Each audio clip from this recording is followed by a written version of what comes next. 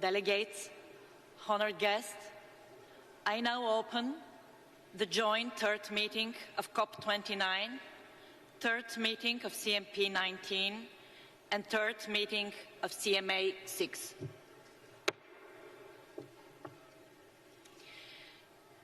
As we continue the national statements, I would like to remind distinguished speakers of the actions in place to ensure effective time management. There is a 3-minute time limit for statements during the high-level segment. Statements should be as concise as possible, noting that full text of the official statements will be made available on the UNFCCC website. And finally, please note that heads of state or government who are not in the plenary at the time for delivery of their statements will be scheduled to speak at the end of all statements of the same category. Dear distinguished heads of state and government, delegates, ladies and gentlemen, honored guests, let us begin. Please take your seat.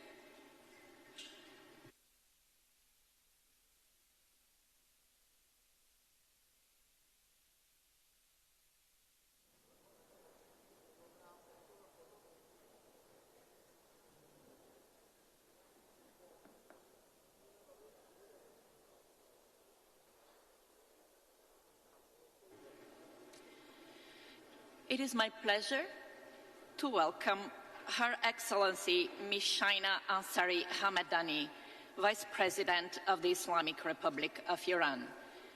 Your Excellency, you have the floor.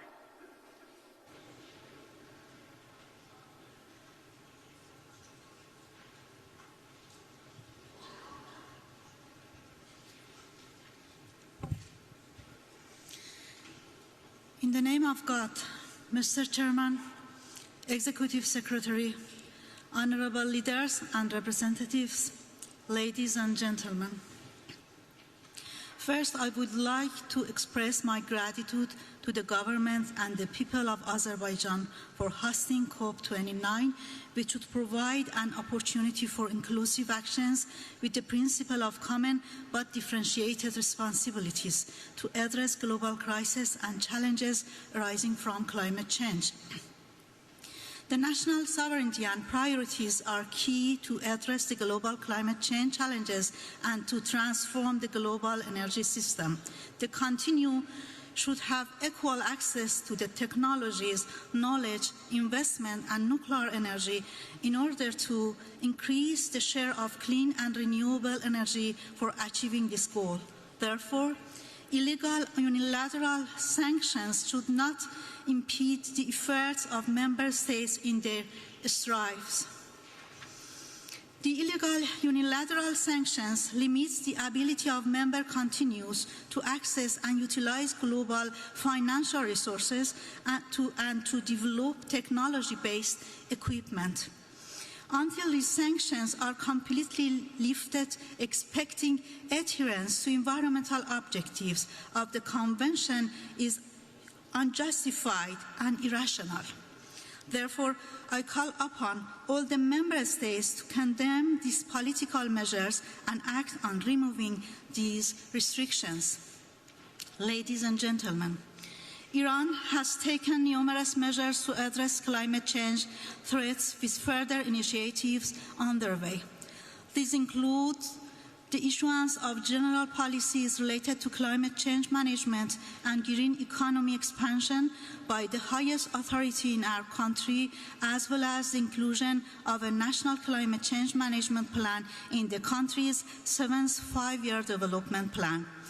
Additionally, implementing projects such as converting fossil fuel-based power plants to combined cycle power plants, reducing emissions in the oil and gas industry, expanding renewable solar and nuclear energy, and other similar actions are further effective steps we have taken. Mr. Chairman, we, the member states of the United Nations, have gathered here to address environmental challenges on our planet and to work together to reduce human suffering.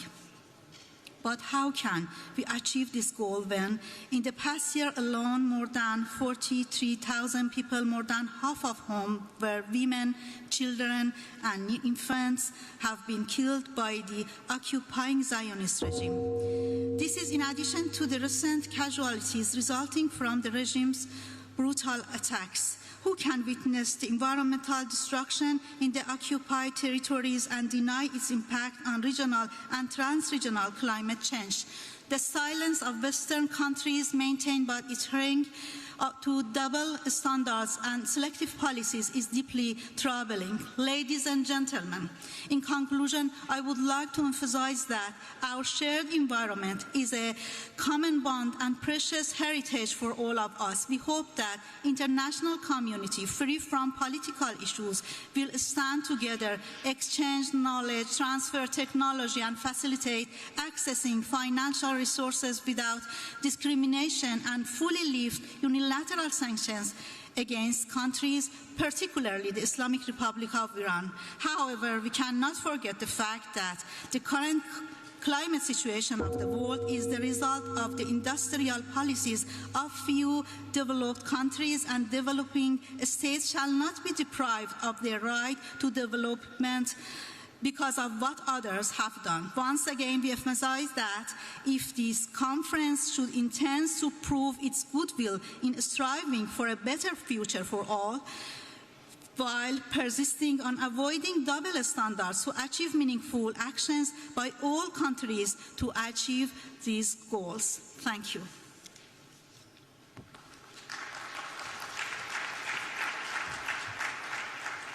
Thank you, Your Excellency.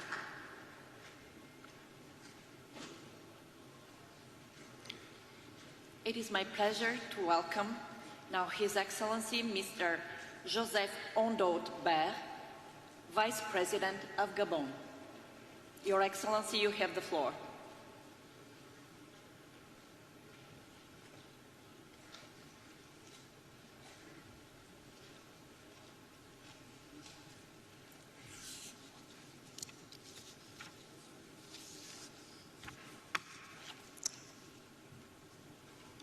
Monsieur le Président de la République, President of the Monsieur le Republic, Secrétaire général de l'Organisation des Nations Unies, Secretary General of the United Excellences, Nations, Mesdames et Your Messieurs les chefs Excellencies, d'État et de gouvernement, ladies and gentlemen, honorables heads of délégués, government, mesdames distinguished et delegates, messieurs, ladies and gentlemen, l'honneur m'échoit de It's m'exprimer an honor ici for par me délégation de son Excellence, le général de brigade, le vice-secrétaire express, Nguema, président de la transition, on président de la behalf of the République, chef President de of l'État, Gabon and Head of dont State, l'agenda Brice interne Oligui ne lui a pas Nguema, permis de prendre personnellement this part à ce statement sommet he's d'importance. able to attend Veuillez because of accepter, other commitments, Excellences, Mesdames et Messieurs, but please ces regrets accept bien sincères his very et ses vœux de sincere plein succès aux apologies présentes assises. and his wishes for C'est full longtemps success of the l'occasion meeting.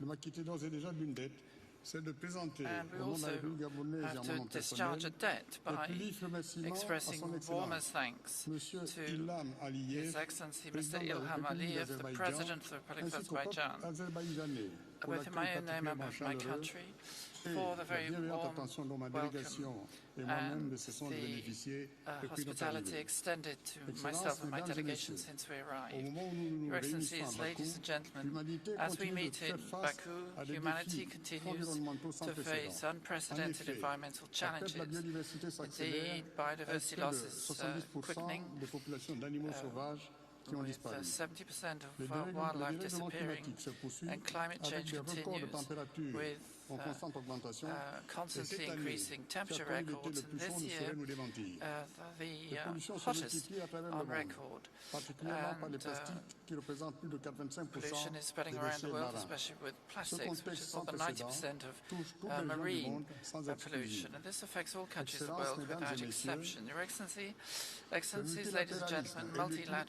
que multilateralism nous possédons dans cette is guerre the encore longue et à only l'issue incertaine. weapon at our disposal Les in this générations long and passées ont souvent uncertain péché war. par méconnaissance. And Aujourd'hui, nous avons la connaissance, today we may have the disposons des knowledge, stratégies et des moyens. so let's use Et les the solutions necessary sont bien entre nos mains strategies and sur le plan resources technologique, technological terms, first of all, the deployment of renewable energies and environmental plans with nature-based solutions, and the key role played by our oceans and forests.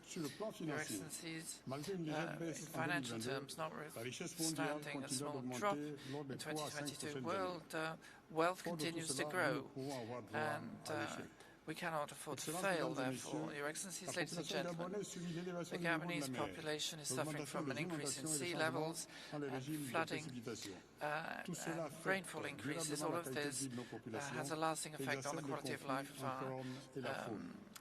our people and exacerbates the conflict between man and nature. And we continue to fight for both. That is why our forestry has remained stable, and we've spared no effort to have major land and marine protected areas.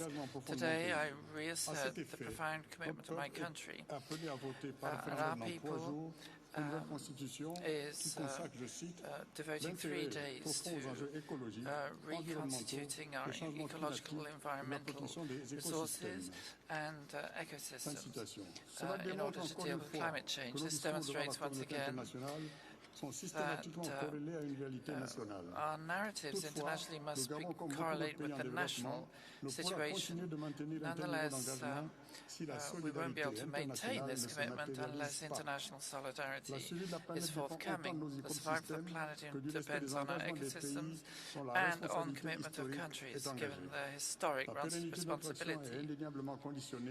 And success depends on a more ambitious financial architecture, which means a deep-seated reform of the international financial system for a greener global economy and innovation and flexibility in funding for climate change actions, especially through restructuring of debt. And there needs to be respect for a new and bold NCQG. Your Excellencies, climate change requires collective action based on trust, fairness and shared responsibilities. Hence, our conviction that we need to go beyond our own interests to give humanity the chance again to show its greatness in the face of global crisis. Thank you. Thank you, Your Excellency.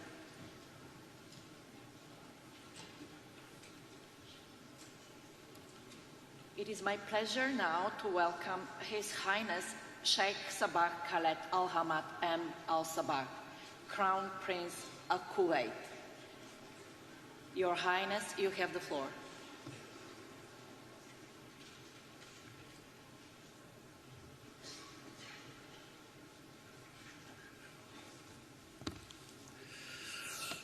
بسم الله الرحمن الرحيم.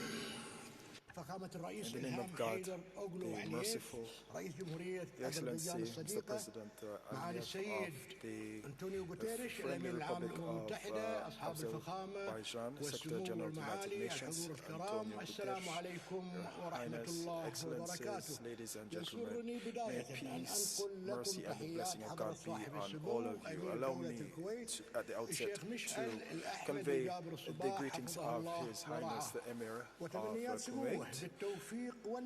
May God be with him and protect him. I would also like to convey his wishes for the success of the 29th COP. I'm also pleased to say how grateful we are to the Friendly Republic of Azerbaijan for their exemplary organization of this conference. Your Highnesses, Excellencies, there is no doubt that climate change is a global concern and a threat to many countries, and Kuwait is one of them.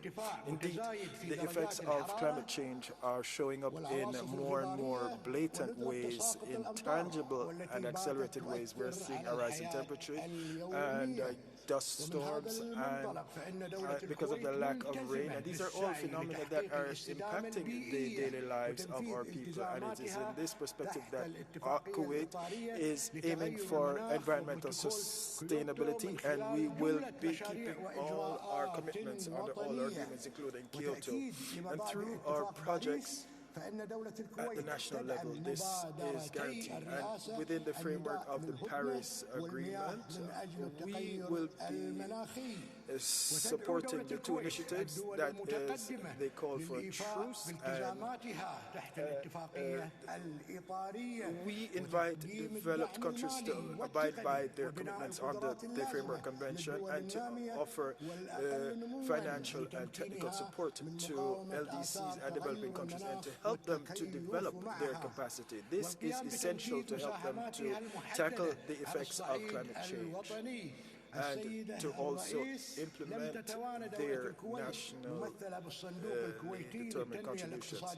Madam Chair, we have an Arab Economic Development Fund managed by Kuwait, and we will spare no effort to support developing countries and support projects to tackle climate change. And in this regard, we have granted over 100 projects, financed over 100 projects, and by 2050 we will be aligning our economic growth based on a net zero target, and we will step up our resilience to climate change and try to achieve net zero by 2060. This will be through several strategic projects to reduce carbon in all sectors, and we also will be implementing clean energy. We also have the ambition of using 50% of solar energy by 2050 in the electricity sector. And we also are planning to have low carbon energies and technology implemented and to promote sustainable energy. Our objective is to reduce greenhouse gas emissions by 80% and to do so by 2040. It is our hope that our efforts, along with other countries, will help us all achieve a prosperous future that will be for the benefit of each and every one of us. Thank you. Thank you.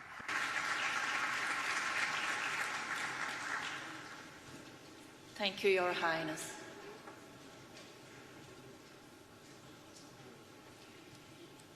It is my pleasure to welcome His Eminence Cardinal Pietro Parolin, Secretary of State of the Holy See. Your Eminence, you have the floor.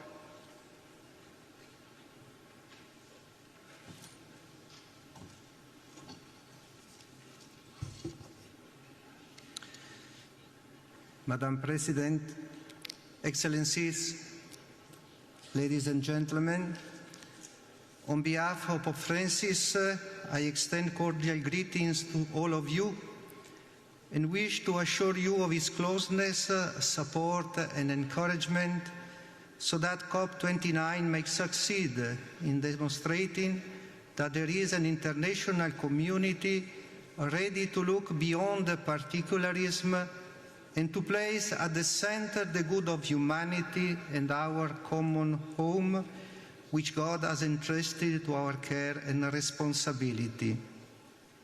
Efforts should be made in particular to find solutions that do not further undermine the development and adaptive capacity of many countries that are already burdened with crippling economic debt. Indeed, ecological debt and foreign debt are two sides of the same coin, mortgaging the future. And I would like to reiterate an appeal that Pope Francis made in view of the ordinary jubilee of the year 2025, asking the more affluent nations that they may acknowledge the gravity of so many of their past decisions and determined to forgive the debts of countries that will never be able to repay them. More than a question of generosity, this is a matter of justice. It is made all the more serious today by a new form of injustice, which we increasingly recognize, namely that a true ecological debt exists, particularly between the global north and south, connected to commercial imbalances which affects on the environment and the disproportionate use of natural resources by certain countries over long periods of time. Therefore, it is essential to seek a new international financial architecture that is human-centered, bold, creative, and based on the principles of equity, justice, and solidarity. A financial architecture that can truly ensure for all countries, especially the poorest and those most vulnerable to climate disasters, both low carbon and high sharing development pathways. For an ambitious agreement that promotes initiatives and processes aimed at truly inclusive development, we must all take responsibility for safeguarding not only our own future, but that of all. I reiterate the dedication and support of the Holy See, especially in the field of integral ecology education and in raising awareness of the environmental as a human and social problem on any number of levels. Thank you.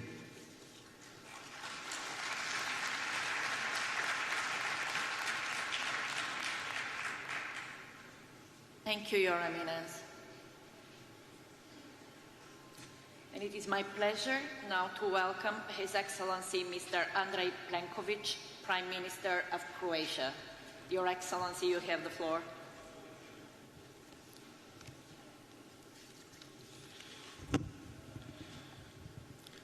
Excellencies, ladies and gentlemen, it is an honor to stand before you today to address one of the most pressing issues of our time, the urgent need for global action against climate change. Our future depends on how boldly we act today. Croatia is committed to decarbonizing its energy system and accelerating its green transition.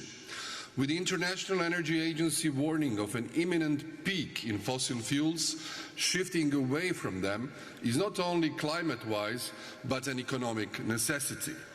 We are doing our part by supporting our neighbors, starting with Bosnia and Herzegovina, to boost climate resilience and strengthen mitigation.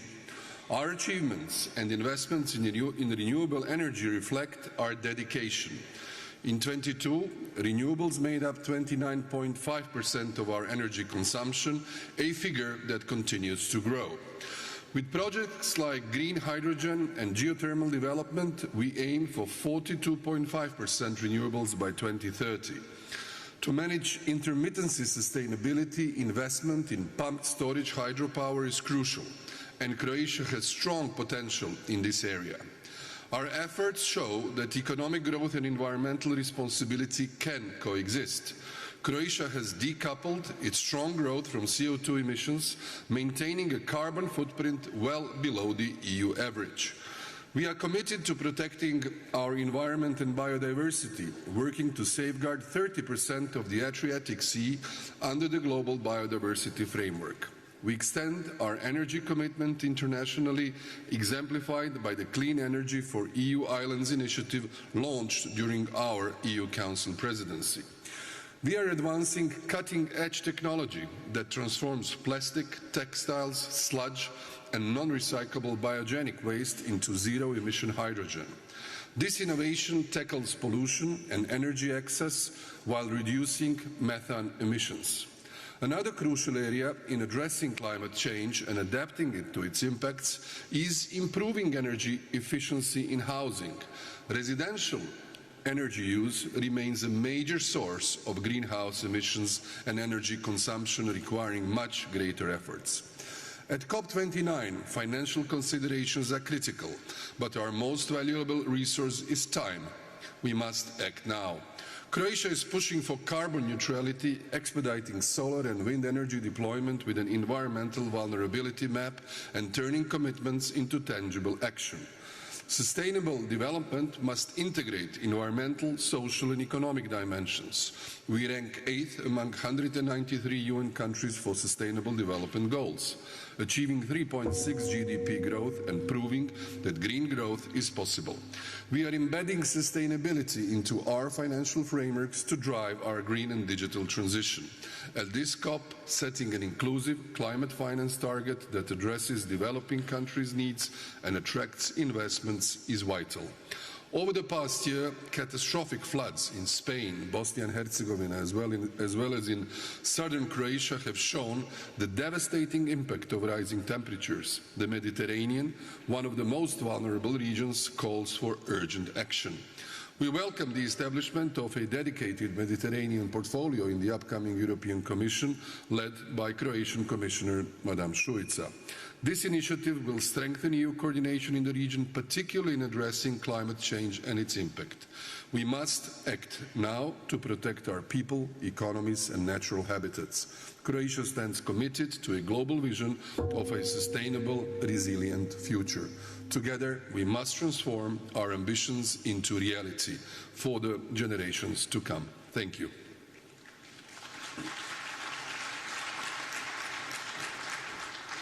Thank you, Your Excellency. And it is my pleasure now to welcome His Excellency Mr. Petr Fiala, Prime Minister of Czechia. Your Excellency, you have the floor. Mr. President, Excellencies, ladies and gentlemen, first of all, I would like to thank the President and people of Azerbaijan for hosting this important conference. Climate change is a serious danger for all of us. We see its devastating impact everywhere in the world. There are floods in Europe, hurricanes in America, landslides in Asia, and drought in Africa. It can increase some of our biggest challenges like health, poverty, and hunger.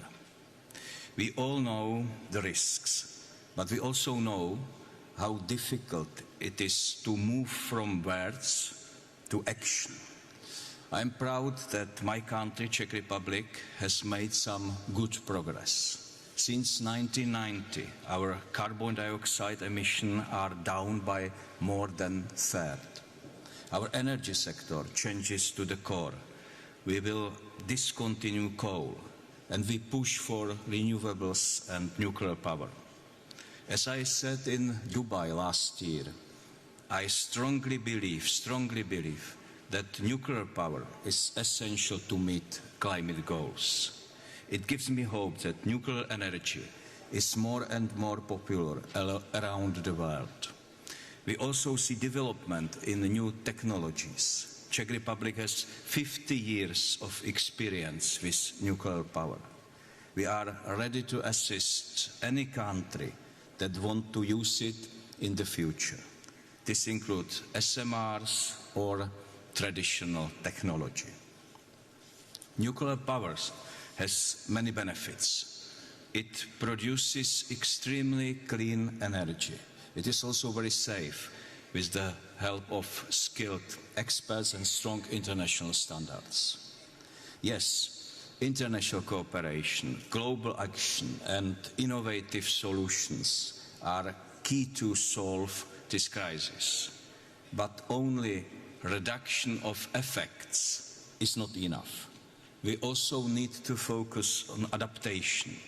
We must reconsider our priorities in many ways. We must help each other to change our countryside and infrastructure to manage weather extremes. In everything we do, our cooperation must be practical. When I look at the history of global goals, I see many fails. In many areas and regions, it is extremely difficult to fulfill the promises made. It is not likely that we will have more success with even stronger targets. We need to agree on reliable consensus. It must be ambitious and realistic. This is more important than bombastic declarations which are then impossible to deliver. It is good that the European Union wants to lead the way, but others must follow to make a real difference. That is why I really appreciate the commitment of major economic powers of the world. I am glad that they set good examples. Ladies and gentlemen, the topic of this conference is noble and necessary. We face hardships, but we must not give up. My country, the Czech Republic, is ready to do its part in cooperation with the international community to build and keep peace, to prevent suffering, and to increase chances for good life for all. Thank you for your attention.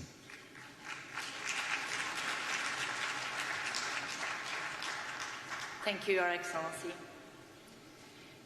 It is my pleasure to welcome His Excellency Mr. Mostafa Kamal Madbouli, Prime Minister of Egypt. Your Excellency, you have the floor.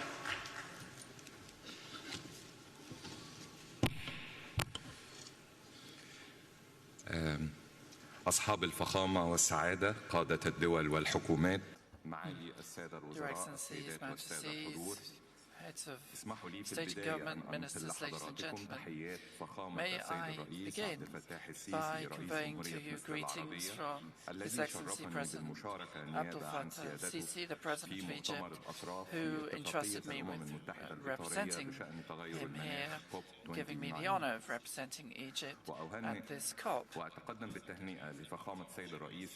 And I would like to avail myself of this opportunity to greet His Excellency President Ilham Aliyev, the President of Azerbaijan, and I would like to wish our proceedings every success.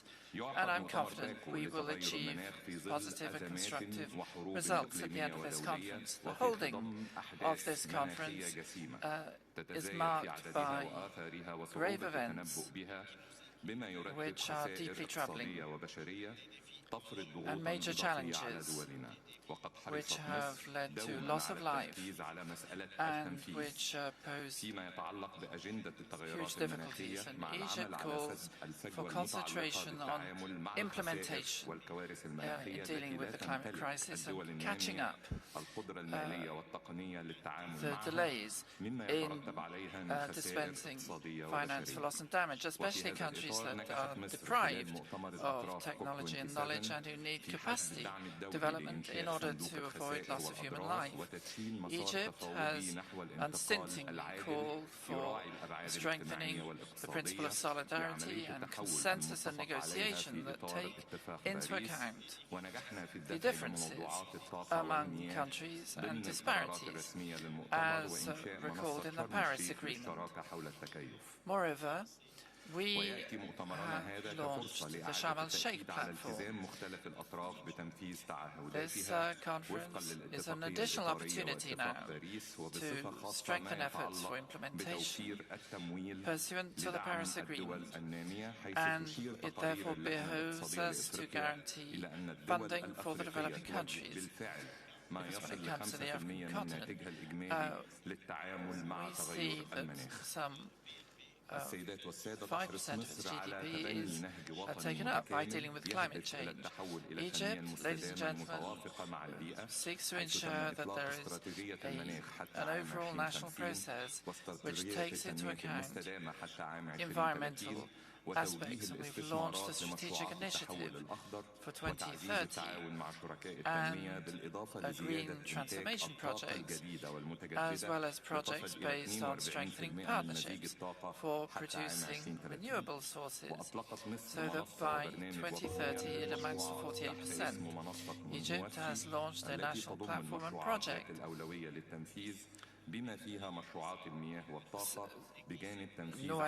it's called, which we shall implement based on environmental projects and sustainable transportation in the main Egyptian cities. And the African countries in general are suffering from a dearth of funding and are dealing with real problems in implementation. And they are called upon to take emergency measures which do not take into account disparities in terms of capacity, and we stress the need for us to have quantitative and qualitative goals, and the main goal must be met first and foremost by the developed countries.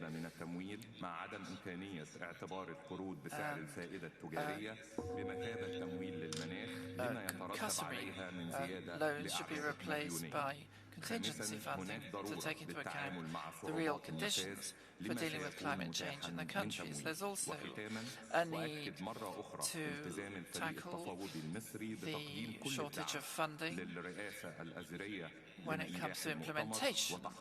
And we wish the Azerbaijani presidency every success, and we are confident we will meet our expected aspirations. Thank you very much, Your Excellency. And it is my pleasure now to welcome His Excellency Mr. Kyriakos Mitsotakis, Prime Minister of Greece. Your Excellency, you have the floor.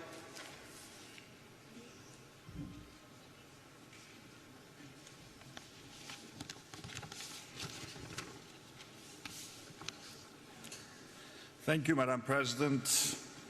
Excellencies, ladies and gentlemen, we meet again at a pivotal moment.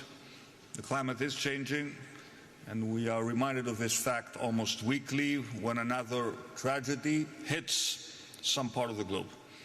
And this reality gives our deliberations a new sense of urgency. Greece is a pioneer when it comes to the energy transition.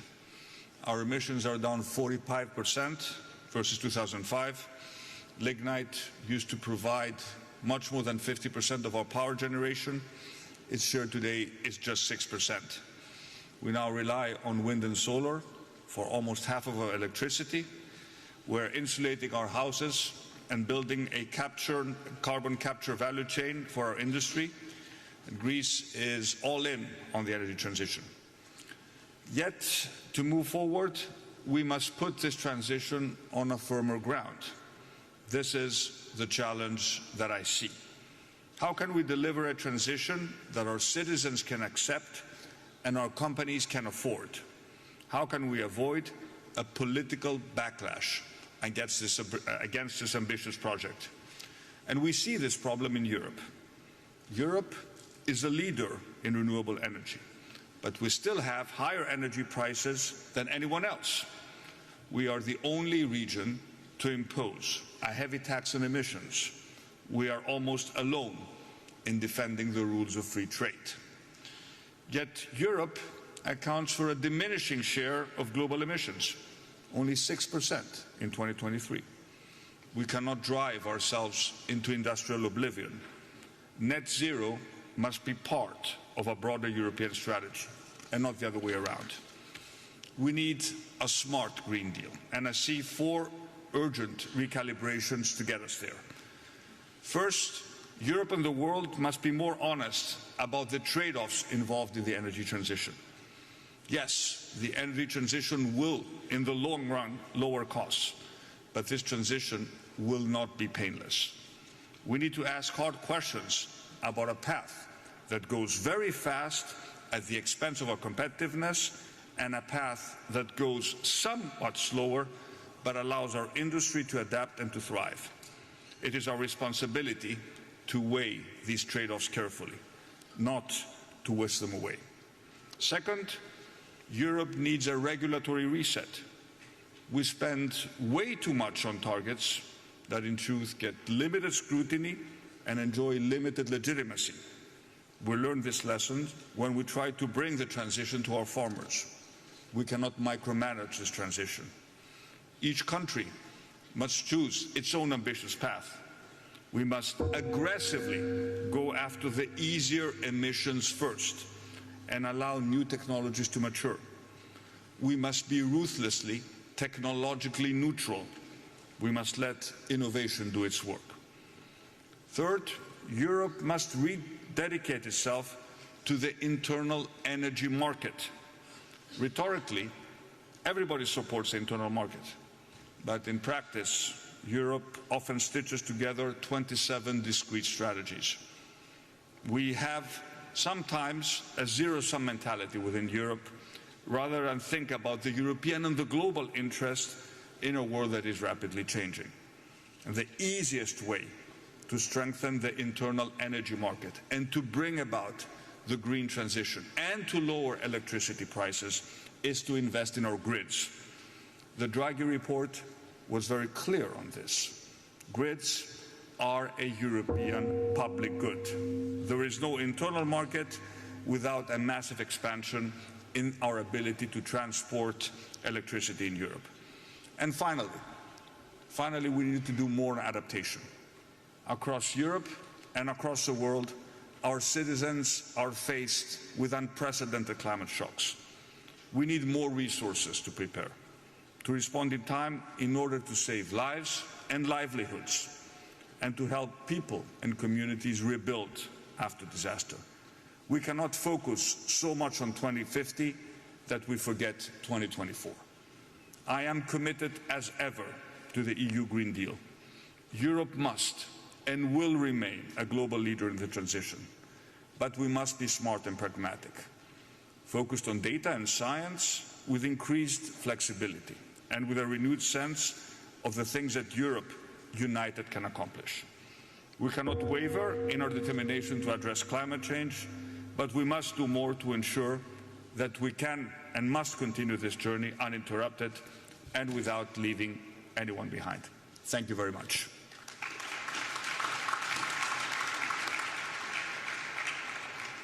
Thank you, Your Excellency. It is my pleasure to welcome Her Excellency Ms. Giorgia Meloni, Prime Minister of Italy.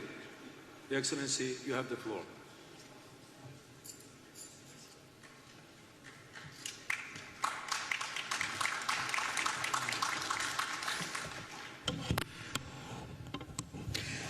Well, dear colleagues, this summit, for which I thank Azerbaijani's presidency, is called upon to contribute further momentum to the effort to limit the global temperature increase to within 1.5 degrees. In Dubai, we set ambitious goals, tripling the world's capacity to generate renewable energy and doubling the global rate of energy efficiency improvements by 2030. Reaching this goal requires everyone's cooperation, starting with the major emitters of greenhouse gases and adequate financial support. During this conference, we will work to adopt the new climate finance target. Reaching a valuable compromise requires sharing responsibilities and overcoming divisions between developed nations and emerging and developing economies. Italy intends to continue to do its own part. We are already allocating a large amount of the more than €4 billion budget of our climate fund to Africa, and we will continue to support initiatives such as the Green Climate Fund and the Loss and Damage Fund, as well as continue to promote the involvement of multilateral development banks. But it is equally a priority that the decarbonization takes into consideration our production and social systems sustainability. We must protect nature with man at its core. An approach that is too ideological and not pragmatic on this matter risks taking us off the road to success. Technology neutrality is the right approach, as currently there is no single alternative to fossil fuel supply. We must have a realistic global outlook. The world population will reach 8.5 billion by 2030, and global GDP will double in the next decade.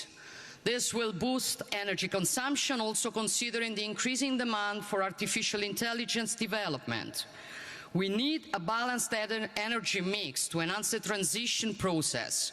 We must use all available technologies, not only renewables, but also gas, biofuels, hydrogen, CO2 capture, and in future nuclear fusion, which could produce clean, safe, and limitless energy. Italy is at the forefront on nuclear fusion. In the framework of our G7 presidency, we organized the first meeting of the World Fusion Energy Group, sponsored by the International Atomic Energy Agency.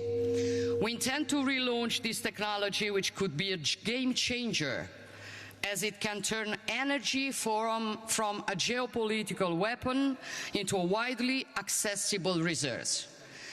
And then let's work for a new energy diplomacy to multiply opportunities for cooperation between the global north and the global south. Our destinies are interconnected, and from energy connections we can draw great opportunities. This is the reason why the Climate Energy Nexus is one of the pillars of our Mattei Plan for Africa, the peer-to-peer cooperation strategy that Italy is pursuing, and that I am very pleased to see Azerbaijan, as president of the COP29, has valued as part of the Climate for Peace initiative. Under the Italian presidency, the G7 has promoted new and concrete initiatives, such as Energy for Growth in Africa, to develop infrastructure for green energy production and distribution, and the Adaptation Accelerator Hub to support the world's most vulnerable nations in their climate change adaptation and mitigation efforts. So, dear colleagues, like any COP, it is up to us to determine whether this will be a success or a failure.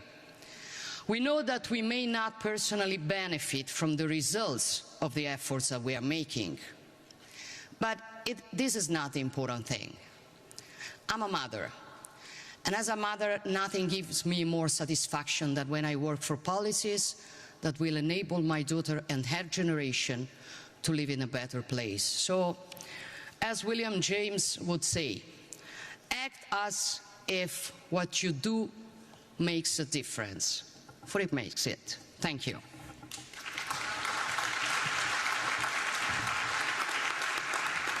Thank you, Your Excellency. It is my pleasure to welcome His Excellency Mr. Dalton Emani Makamau Tajalagi, Prime Minister of NIU. Honourable Chair, Excellencies, distinguished guests and delegates, salam. I bring you all Pacific greetings from my government and the people of Niue. COP29 President, the government and the people of Azerbaijan, I thank you for the warm welcome and a great hospitality. Mr. President, as we gather to confront climate change together, we must ask, are we truly standing united with unwavering commitment to address and shared crisis impacting islands, territories and continents alike? The goal of staying below 1.5 degrees is slipping away from our grasp. For Niue and the Pacific region, climate change is our greatest threat. Despite the challenges of COVID-19 recovery, we continue to face mounting impacts and threaten our survival and resilience. We must work together to preserve our planet for future generations. Niue-do, one of the world's smallest emitters, bears some of the harshest consequences. IPCC 2023 synthesis report, it says while it is stark, it thus offers hope, only if we act with urgency.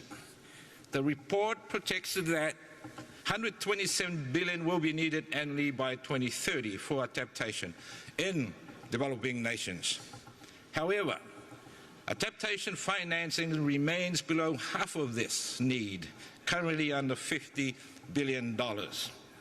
Developed nations must finalize the new collective quantified goal for climate change, dedicating at least 50% to adaptation and to fully support and fund the Loss and Damage Fund established at COP27 as a matter of justice for the communities already enduring the worst impacts of climate change, and request urgent, simplified and additional funding for small island development states. We call on multilateral climate funds to streamline access processes making them efficient and accessible for the most vulnerable countries, for the Pacific and others at risk regions. Accessible finance is not optional. It is essential to ensure timely and reliable support for our people and ecosystems. Effective climate funding requires strengthened capacities within our nations. If the $100 billion annually climate finance target is realized, with 5% allocated to the Pacific, we will need the capacity to effectively manage and implement this support. Pacific Islands countries face an increasingly urgent need for adaptation finance as climate impacts deepen. Although new emissions are negligible, we remain committed to our national determined contributions and national adaptation plans. To achieve this, access to the right technologies and resources is essential, as is the financing to implement them. Capacity building will empower us not only to meet climate goals, but to access finance effectively. Let us unite. Let us unite in solidarity at this COP and beyond to foster collective actions towards true climate resilience. I thank you. Psycho, God bless. Thank you, Your Excellency. It is my pleasure to welcome His Excellency, Mr. Philip Edward Davis, Prime Minister of the Bahamas. Your Excellency, you have the floor.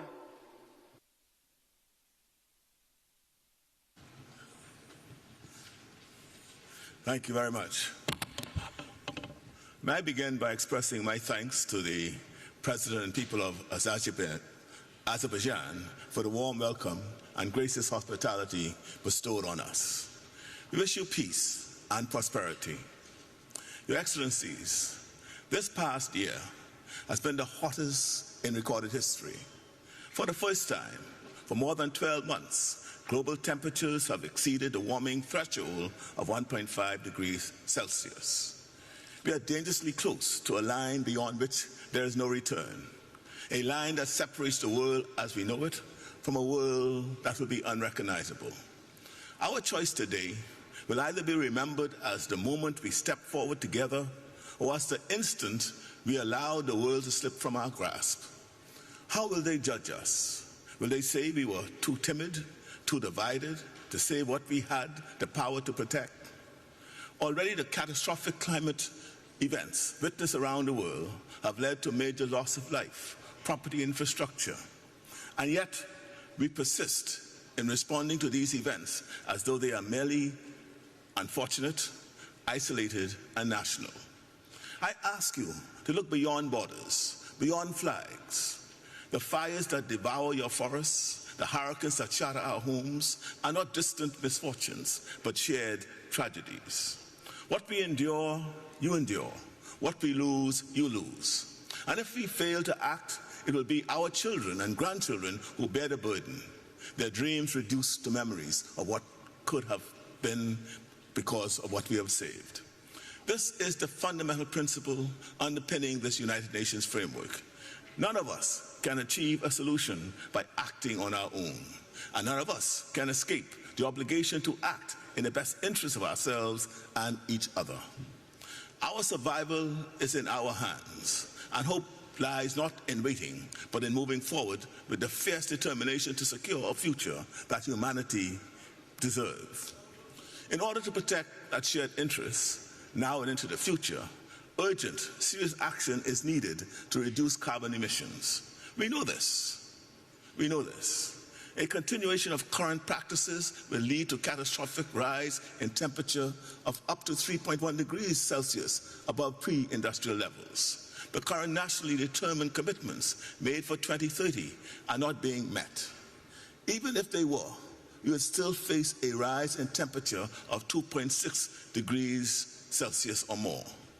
It is still technically possible to meet the goal of 1.5 degrees Celsius, but only if there is a G20-led massive global mobilization to cut all greenhouse gas emissions.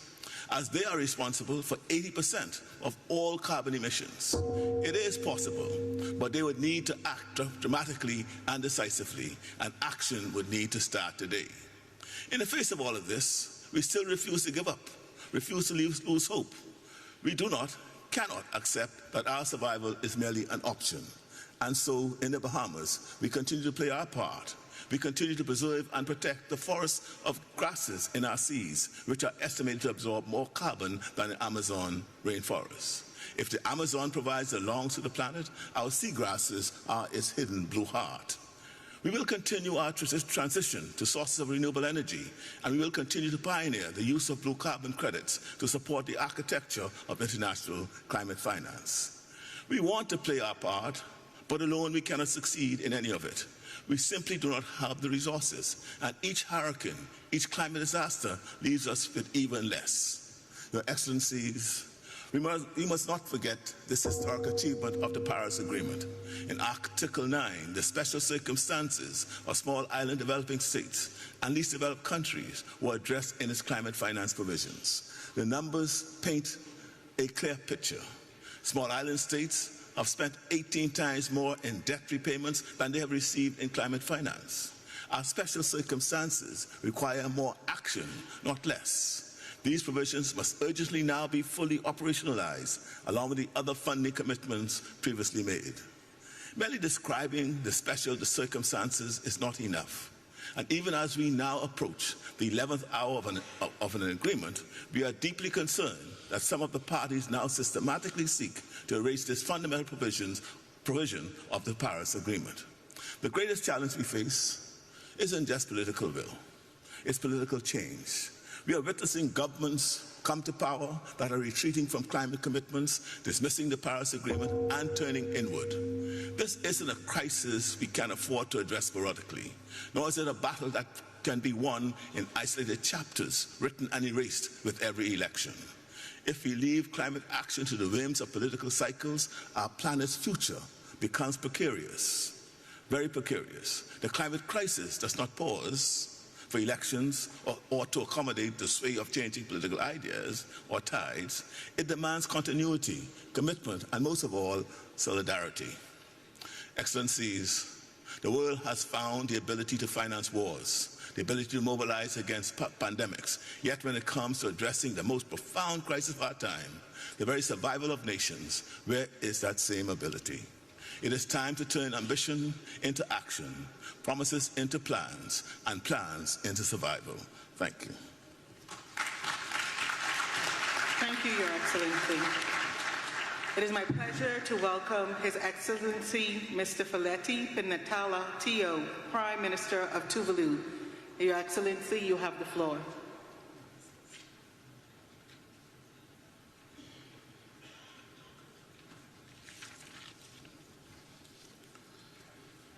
President of COP29, Excellencies, ladies and gentlemen, with all protocols duly observed, let me first of all add my voice to the chorus of expression of gratitude and appreciation to our host, the government and people of Azerbaijan, for the sincerity and largesse of their hospitality. President, I am delighted and indeed honored to speak at this Leaders Summit for the first time as the Prime Minister of Tuvalu, a leader of a country that is not only one of the most vulnerable countries to the impact of climate change, but of a country that is also forecasted for more than 50% of its land territory to be regularly flooded by regular tidal surges in a matter of a mere 26 years' time, by 2050. So, President, I am acutely conscious and aware of the greenhouse emission trajectory we are on. We must therefore accelerate our climate action. This COP must be the COP that put us back on track to a 1.5 degree Celsius trajectory. And there is no time to waste. We must learn and respond appropriately to the lessons from the global stocktake. A clear direction from this COP is necessary, if not imperative, to urgently accelerate the deployment of renewable energy and energy efficiency technologies. As the finance COP, we must conclude the new collective quantified goal on finance to ensure that it delivers the necessary finance to support developing countries meet ambitious mitigation and adaptation goals. It must also deliver the necessary loss and damage and recognize the special circumstances of LDCs and SITs. On the issue of loss and damage, this COP29 must deliver a clear process to ensure the necessary finance will be delivered to the loss and damage fund. We call for a consultation process that will explore innovative sources of finance for the loss and damage fund. This COP must also deliver a clear set of decisions on Article 6 relating to carbon markets. We need decisions that provide us with the necessary transparency and regular reporting that will instill confidence and assurance that the system is working. President, we would also like to see clear progress on gender issues. Likewise, Tuvalu upholds the noble UN principle of not leaving anyone behind. And in that vein, Tuvalu supports the inclusion of the Republic of China, Taiwan in the COP and related processes and in the UN and its specialized agency. Tuvalu sincerely hope that this COP's concluding decisions will deliver a clear signal that the world is promptly phasing out fossil fuel. Because for Tuvalu and similarly placed country, there is simply no time to waste. I thank you, President. Thank you, Your Excellency. It is my pleasure to welcome His Excellency Mr. Gaston Alfonso Brown, Prime Minister of Antigua and Barbuda. Your Excellency, you have the floor.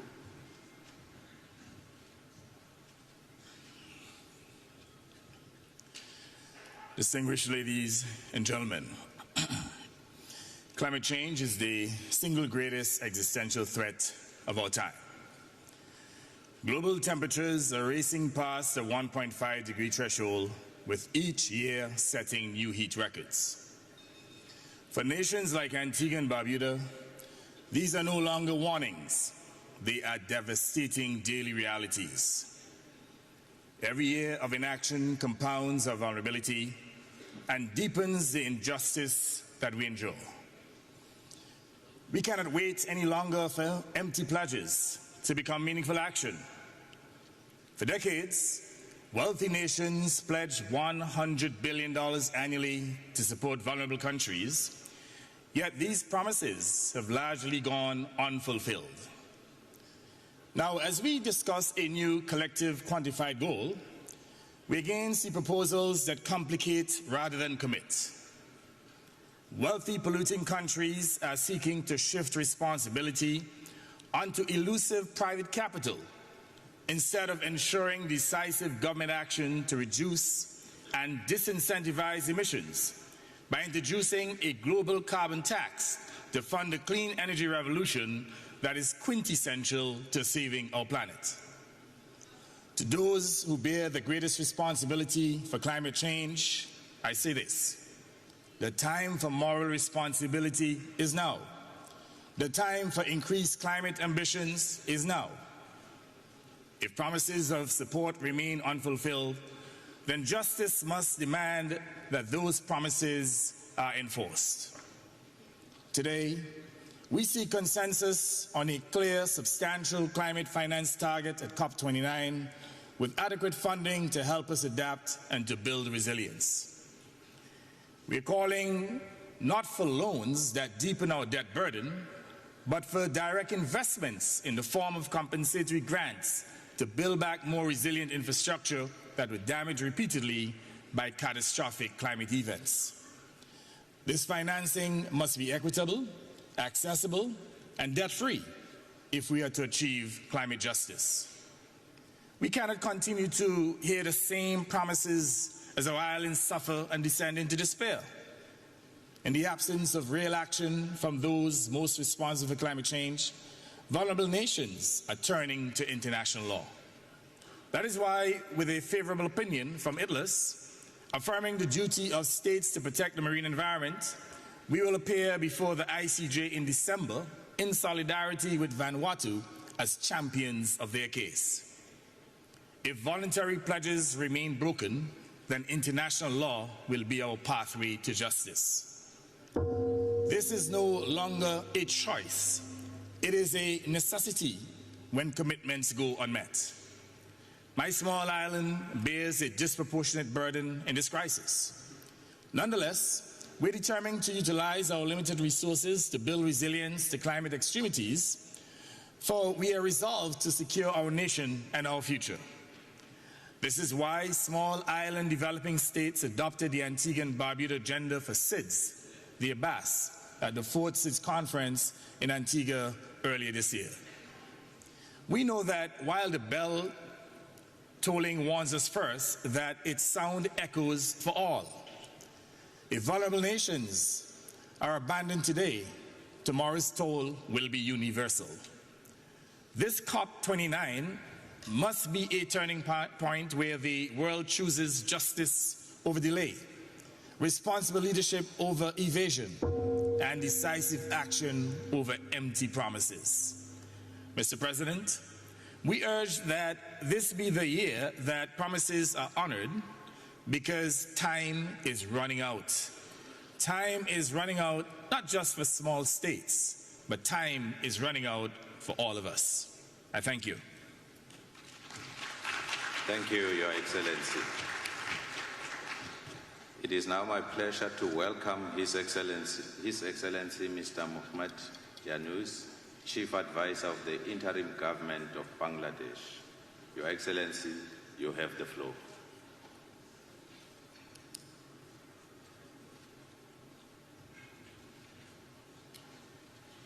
Thank you. Mr. President and distinguished ladies and gentlemen, I seek your permission to present the climate catastrophe in a different perspective. This perspective will take us from fixing climate destruction to stopping the further carnage. It's a big task and raises big questions. I seek your indulgence to share with you my long-standing dream of creating a world of 3 zeros. Our civilization is at a grave risk as we continue to promote self-destructive values. We need to mobilize our intellectual, financial, and youth power to lay the foundation of a new civilization, a self-preserving and self-reinforcing civilization. We, the human inhabitants of this planet, are the cause of the destruction of the planet. We are doing it deliberately. We have chosen a lifestyle which works against the environment. We justify this with an economic framework which is considered as natural as the planetary system. That economic framework thrives on limitless consumption. In order to survive, we need to create another civilization, another culture, a counterculture which is based on a different lifestyle. It will be based on zero waste. It will limit consumption to essential needs, leaving no residual waste. This lifestyle will also be based on zero carbon, no fossil fuel, only renewables. This will be an economy based primarily on zero personal profit, or that is on social businesses. This business, social business, is defined as a non-dividend business addressed to solve social and environmental problems. It will facilitate entrepreneurship for the youth. Young people will get prepared through new education of entrepreneurship. Education of creating job seekers will be replaced by entrepreneurship-focused education. Safety of environment needs a new lifestyle. That lifestyle would not be imposed. It will be a choice. Young people will love that lifestyle as a matter of choice.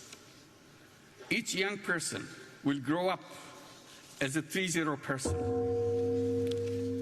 0 net carbon emissions, 0 wealth concentration through building social businesses only, and 0 unemployment by turning themselves into entrepreneurs. Each person will grow up as a 3-0 person and will remain a 3-0 person all his or her life. That will create the new civilization. It can be done. All we need to do is to accept a new lifestyle consistent with the safety of the planet and all who live on it. Today's generation of youth will do the rest. They love their planet. I hope you'll join me in this dream. If we all dream together, it will happen. Thank you very much. Thank you, Your Excellency. It is my pleasure to welcome His Excellency, Mr. Irakli Kobakidze, Prime Minister of Georgia. Your Excellency, you have the floor. Dear Mr. President, Excellencies, ladies and gentlemen, it's my honor to address you on behalf of Georgia. At the outset, I would like to express my heartfelt gratitude to His Excellency, Mr. Ilham Aliyev, President of the Republic of Azerbaijan, His Excellency Mukhtar Babayev, COP29 President-designate, as well as the government of the Republic of Azerbaijan for their generous hospitality and for making this conference in Baku an outstanding success. This event marks a significant milestone, as it is the first time that a country from the South Caucasus region is hosting the conference of the parties to the United Nations Framework Convention on Climate Change. I would like to wish Azerbaijan every success in guiding us towards a fruitful and ambitious outcome at COP29, fostering a collaborative spirit and constructive dialogue throughout the negotiations. This conference comes at a critical juncture as climate change emerges as one of the most pressing challenges of our era, demanding the urgent global action and cooperation to confront its far-reaching consequences. Regrettably, along this journey, armed conflicts not only lead to profound humanitarian crisis, but also disrupt and slow the world's effort to combat climate change. Escalating impacts of climate change, including the rapid melting of glaciers and rising sea levels, are profoundly disrupting economies of the developing countries and jeopardizing the livelihoods of particularly vulnerable nations and communities. Regrettably, Georgia is no exception in facing harsh repercussions of climate change. In the recent years, acknowledgement of the links between human rights and the environment has greatly increased. During Georgia's presidency of the Council of Europe in 2019-2020, one of the 4 priorities was human rights and environmental protection. In the final declaration by the presidency of the Committee of Ministers, the Council of Europe's role as the guarantor of our common pan-European legal framework was underscored, emphasizing its responsibility in integrating environmental dimensions into human rights initiatives and promoting a rights-based approach to environment protection. This declaration laid the foundation for significant advancements in environmental protection within the Council of Europe. The Constitution of Georgia singles out the right to the environment as a basic right, while in the constitutions of a number of leading countries, the right of life is used when discussing the right to the environment. So does the European Court of Human Rights. In response to these urgent challenges, it's crucial that we remain steadfast in our commitment to halve global greenhouse gas emissions by 2030. Achieving this goal is critical if we are to limit global warming to the 1.5 degrees Celsius target set by the Paris Agreement. The government of Georgia is dedicated to fulfilling its national commitments by taking concrete actions to implement the Paris Agreement. To this end, Georgia is committed to submitting its third-generation nationally determined contributions by 2025, consistent with the aim of limiting global warming to within the 1.5 degrees Celsius limit and advancing the vision of Europe as the first continent to achieve net zero emissions. In preparing the new NDC, the government of Georgia is actively engaging key stakeholders by embracing an inclusive, whole-of-society approach. Regrettably, due to the ongoing illegal occupation of Georgia's Abkhazia and Sakhalin Valley regions, the government is prevented from the possibility to implement similar measures in the mentioned regions, which consist of the 20% of Georgia's territories, with the aim to reduce harmful impacts of climate change and mitigate its implications. The outcome of the new collective quantified goal on climate finance will determine whether COP29 is viewed as a success. The NCQG must see a significant increase from the current $100 billion USD target and stimulate the alignment of global financial flows with the goals of the Paris Agreement. In this context, it's worth recalling that at COP28, it was acknowledged that developing countries would need close to 6 trillion USD by the end of this decade to efficiently address climate change. COP29 must also improve access to climate finance for developing countries and build capacity so that these countries can effectively utilize increased climate finance. In Georgia, we take our responsibility to address the climate crisis and have already undertaken significant steps to make a meaningful impact. Georgia is committed to ongoing efforts to mainstream climate action in the national budget through annual assessments, enabling us to measure the impact of climate change on our expenditures and economic development. This work identifies mitigation and adaptation costs and promotes partner collaboration, laying foundations for coordinating climate finance to enhance resilience and achieve NDC targets. Effective climate policy development alongside transformative programs and the decoupling of economic growth in developing countries depends heavily on the successful alignment of global financial flows with the Paris Agreement's objectives. Substantial financial support, technical assistance, and technology transfer to developing nations are all crucial for effective implementation of their ambitious climate targets. In conclusion, let me stress that Georgia is honored to participate in the COP taking place in our region.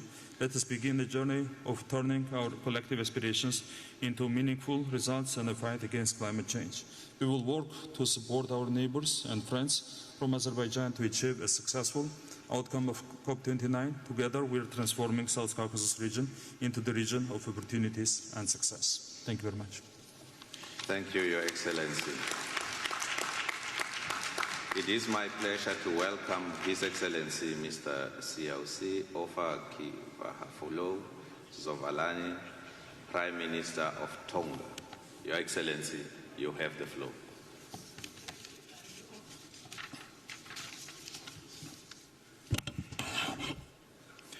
Excellencies, ladies and gentlemen, Maloilele, and I bring greetings from the Kingdom of Tonga.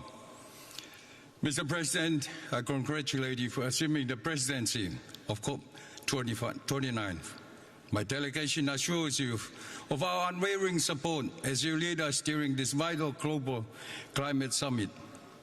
Climate change has been, is, and will be the most existential threat to Pacific Island nations, including Tonga. The recent findings from the IPCC and national climate assessments once more underscore this fact. Tonga witnesses a concerning increase in the intensity of tropical cyclones over the past decade. We lived through Category 5 systems in 2014, 2018, and 2020. Our sea level rise has risen at an alarming rate of 7.3 millimeters per year. This surpasses by far the global average. In turn, this has led to severe coastal erosion, frequent flooding, and the loss of crucial infrastructure. The incursion of salt water into lands has damaged groundwater quality. Rising ocean temperatures have caused widespread coral bleaching and a decline in marine biodiversity. The latest NDC synthesis report and UNEP emission cap report paint a sobering picture.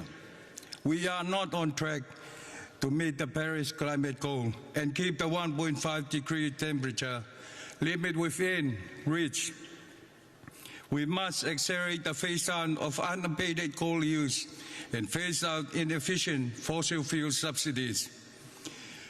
Tonga has a negligible contribution to global greenhouse gas emission, but we are steadfast in our commitment to implementing the necessary climate actions and targets.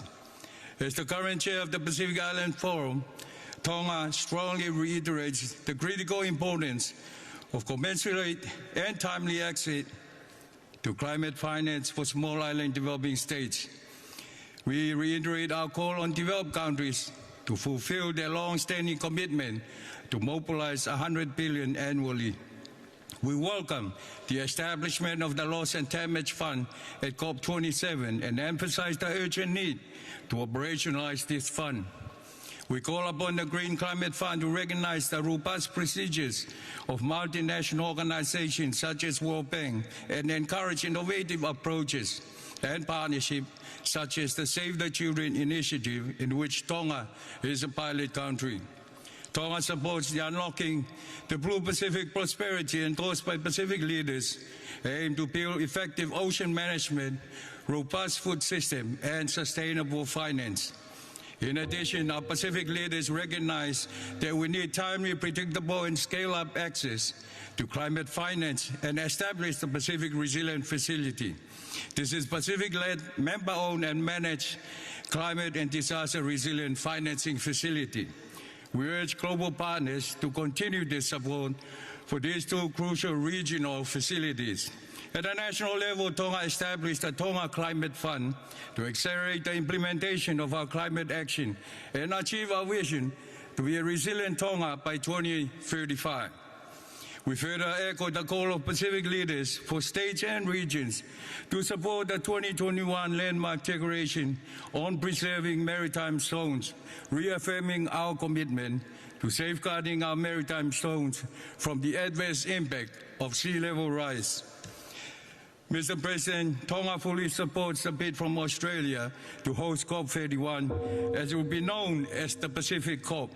In closing, I express our deep hope that COP29 will foster genuine partnership and cooperation among all parties, and we must honor our respective responsibilities, especially now, as time is not on our side. I thank you. Thank you, Your Excellency. It is my pleasure to welcome His Excellency Mr. Edi Rama, Prime Minister of Albania. Your Excellency, you have the floor.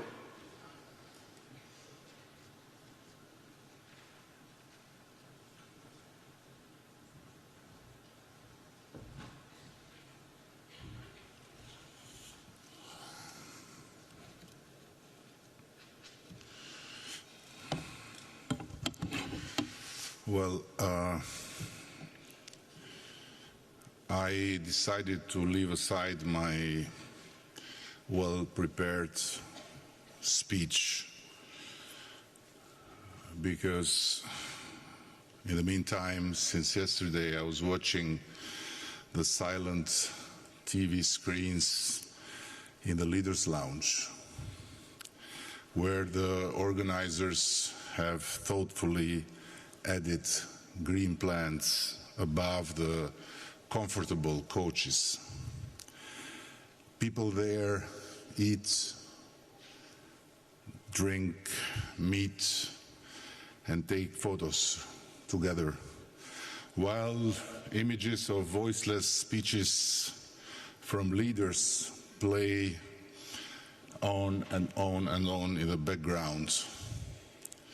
To me, this seems exactly like what happens in the real world every day.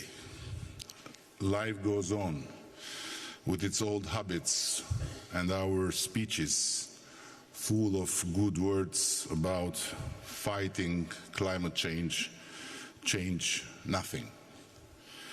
Worse, as the UN Secretary General emphasized yesterday, carbon emissions actually increased last year from previous COP to this COP instead of decreasing.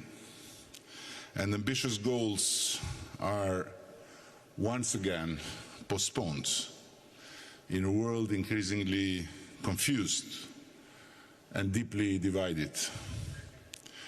I come here from a little country in the middle of Europe, Albania, where we are proud to have 100% renewable energy production. But what does it mean for the future of the world if the biggest polluters continue business as usual? Far be it from me to lecture anyone. After all, we are used to being lectured, not to lecturing others. But my point is, what on earth are we doing in this gathering over and over and over if there is no common political will on the horizon to go beyond words and unite for meaningful action? And adding insult to the injury, some major and minor players even boycotted this annual global event. What does this mean? For a long time, we Albanians lived under the curse of a brutal history that left us in complete isolation. No individual rights, no freedom of movement, no hope for the future. Recently, we have been blessed with the company of the European Union, and for the first time in our history, freedom, individual rights, hopes and dreams have become part of our lives. But what is happening in Europe and around the world today doesn't leave much room for optimism. Though optimism is the only way of survival we Albanians know. And while my voiceless image plays on the silent TV screens of the beautiful lounge next to this room, I want to end by evoking here a story from Anas bin Malik, may Allah be pleased with him, and I'm a Catholic by the way, who narrated that the Prophet Muhammad, peace be upon him, said, if the day of judgment comes while one of you has a sapling in his hands, if he is able to plant it before it comes, let him plant it. Thank you very much.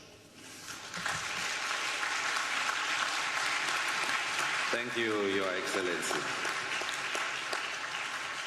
It is my pleasure to welcome His Excellency Mr. Patrice Emery Trovoada, Prime Minister of Sao Tome and Principe.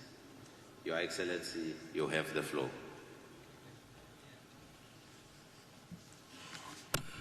Thank you, Mr. President.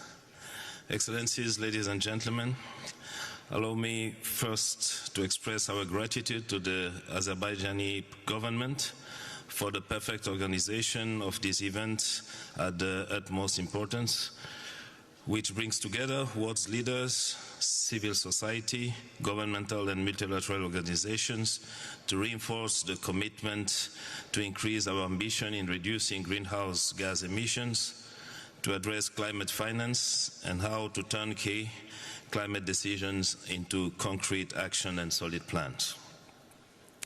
Being member of the small island developing state, I would like to commend the Republic of Azerbaijan for its solidarity on the initiative to support islands. Excellencies, Sao Tome and Principe, an island country located in the Gulf of Guinea, stands out for its natural beauty and unique terrestrial and marine biodiversity, harboring species found nowhere else in the world. As a small island developing state, our country faces specificities and vulnerabilities that make it particularly sensitive to climate change. Although Sao Tome and Principe have a low rate of greenhouse gas emission, our populations every single day suffers the consequences of the climate change. These effects put food security, water resources, and livelihoods at risk, as well as compromising any development and resilience initiatives. Despite these challenges, we have made continuous efforts to adapt and to mitigate climate change, mobilizing climate finance for sustainable development and the protection of our ecosystem. Notable initiatives include the conservation of mangrove, the creation of marine protected areas, and protecting natural park on the island of Sao Tome, as well on the island of Principe, which has already been recognized as a World Biosphere Reserve. In line with the Paris Agreement, we are committed to reduce emissions by 27% by 2030. In 2023, starting with Portugal, we signed a memorandum to convert part of our bilateral debt into climate action, guaranteeing the preservation of natural capital, counting today for 5.3% of our total external debt. This kind of initiative could turn Sao Tome and Principe into a global example for how to reconcile debt relief and economic recovery with environmental protection. Today, at COP29, once again, tirelessly, we call for more funding for renewable energy, carbon capture, and other green technologies for a rapid transition. Once again, we call for enacting stricter regulations and a fair and unified approach to the problem based on climate finance, climate justice, and common sense. We will not give up. We need to increase global public awareness as, independent of geographies, fact and science is unequivocal about the world's conjuncture worsening. We are leaders leading people, and it's our responsibility to ensure that our decision and action brings concrete benefits for them capable of shaping the future of humanity. I thank you. Thank you, Your Excellency. It is my pleasure to welcome His Excellency Mr. Deacon Michel, Prime Minister of Grenada. Your Excellency, you have the floor.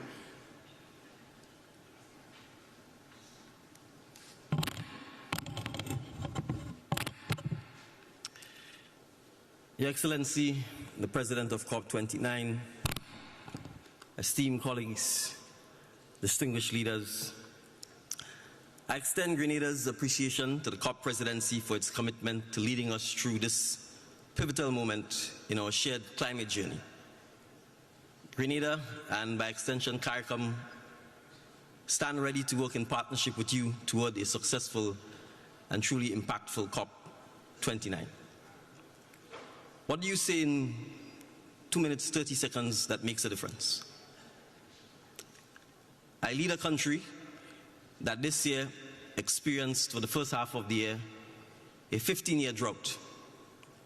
And then on the first day of the second half of the year, experienced the earliest Category 5 hurricane that devastated our islands of Carriacou and Petit Martinique. And at this very moment, as I stand here, yet again, my island is being devastated by flash flooding, landslides, and deluge of excessive rainfall, all in the space of a matter of a couple hours. That is the reality lived by small island developing states. And so it takes a lot of courage to come to this event. In fact, it's my first, it may be my last. The reality is, we're not here to beg. We're not here to ask for sympathy. We are here to say that it's one planet. It may be small island developing states today. It will be Spain tomorrow. It will be Florida the day after. It's one planet. It's one Earth. And the partnership that we are asking for, the partnership to finance climate adaptation, the partnership to finance climate resilience, is a partnership that works in the best interests of the planet and of all of mankind. So whether it's innovative financing tools like our catastrophic parametric risk insurance, or whether it's not using a big word like operationalize the loss and damage fund, but actually put the money in the fund and make it available for those of us who suffer the loss and damage, it's a partnership for mutual benefit. Because the lessons we learn in small island developing states of resilience, of adaptability, of sustainability is a lesson that we can share with the world. And that's all we're asking for, partnership. Thank you. Thank you, Your Excellency. It is my pleasure to welcome His Excellency Mr. Mian Mohammed Shehbaz Sharif, Prime Minister of Pakistan. Your Excellency, you have the floor.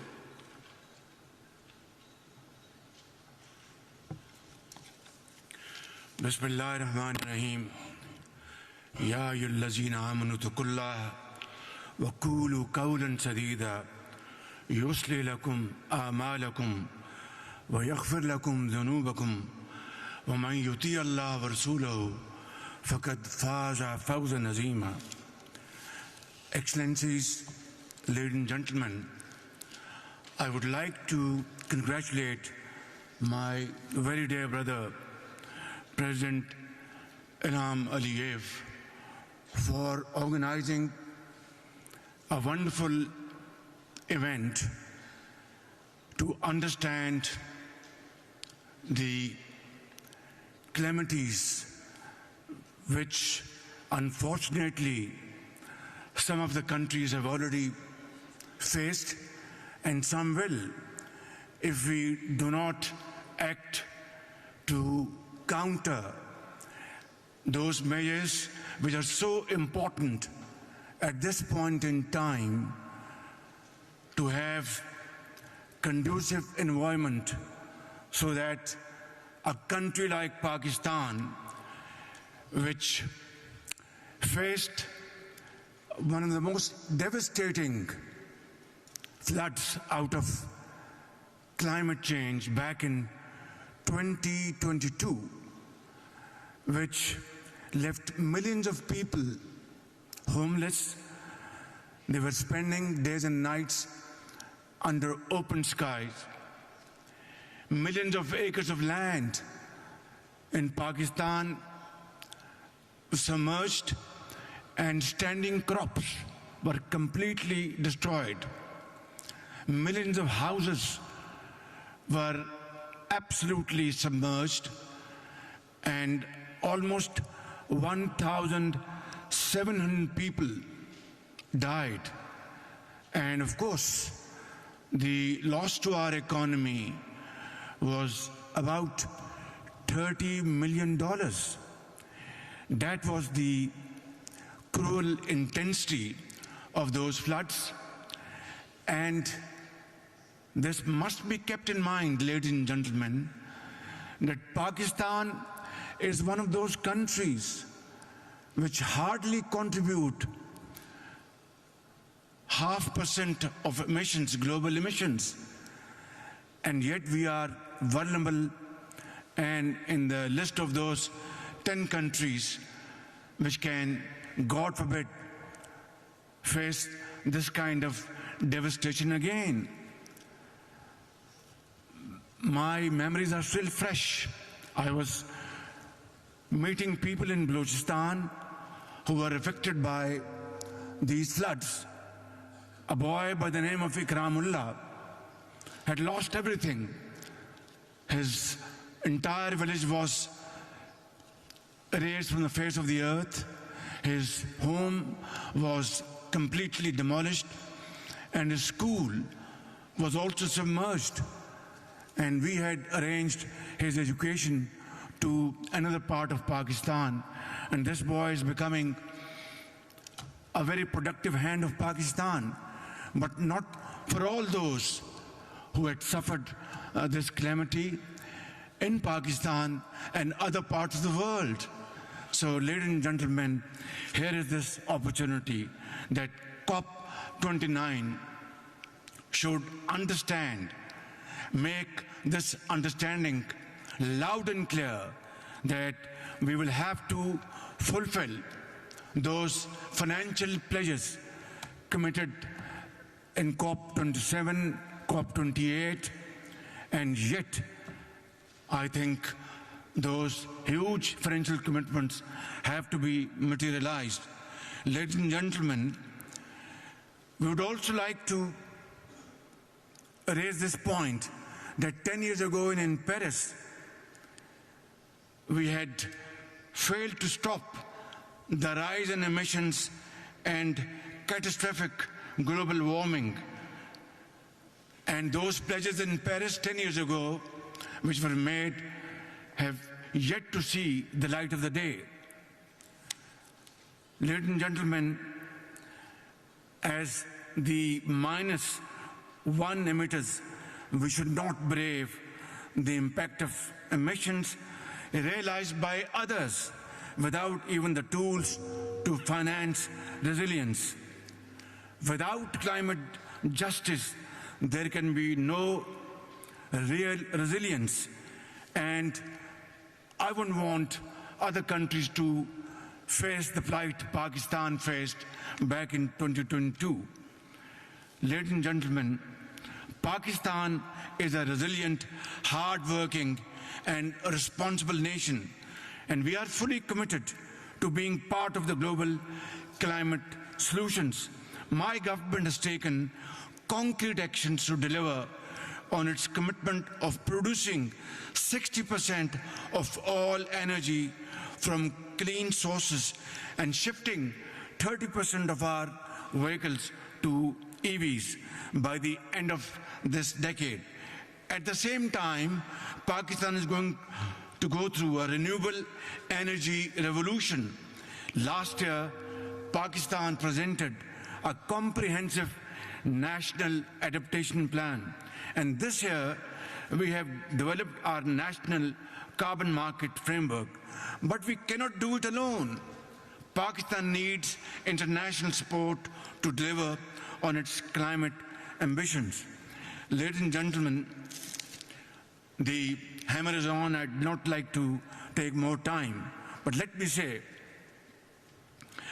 developing countries will need an estimated $6.8 trillion by 2030 to implement less than half their current NDCs. The same goes for adaptation and loss and damage.